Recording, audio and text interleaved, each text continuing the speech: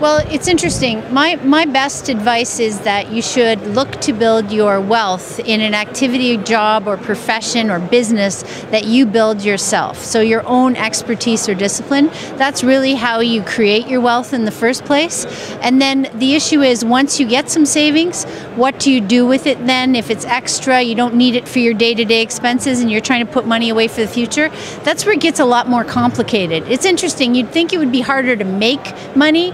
It's actually hard to make money, but probably even harder to keep it once you get a lump sum. And that means that you need to really be very careful about what strategies you employ. Actually, I would say that people are better off not to try investing at all and to just keep money in GIC deposits at their bank unless they have an actual system in place. And that requires asset allocation rules. It requires a buy and sell set before you buy anything. You need to know, if it goes down, what will I do? Will I sell it at what level? If it goes up a lot or a certain amount, what will I do? And I try and tell people you need to devise those rules well before you commit any capital to an investment idea.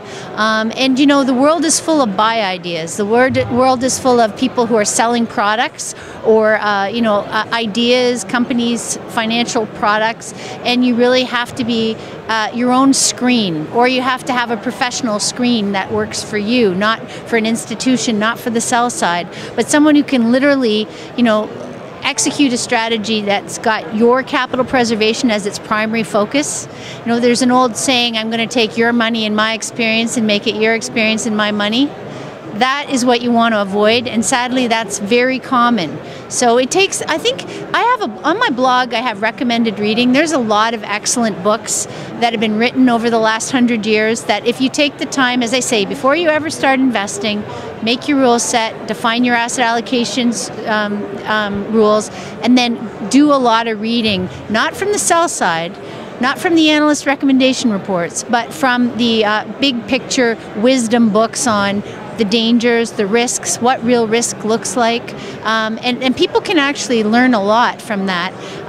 And from inverse mentors around them. If they talk to anyone who's had money for a period of time and kept it, you should talk to them because they probably have a lot of war stories and mistakes they can tell you about that might help you not make the same ones.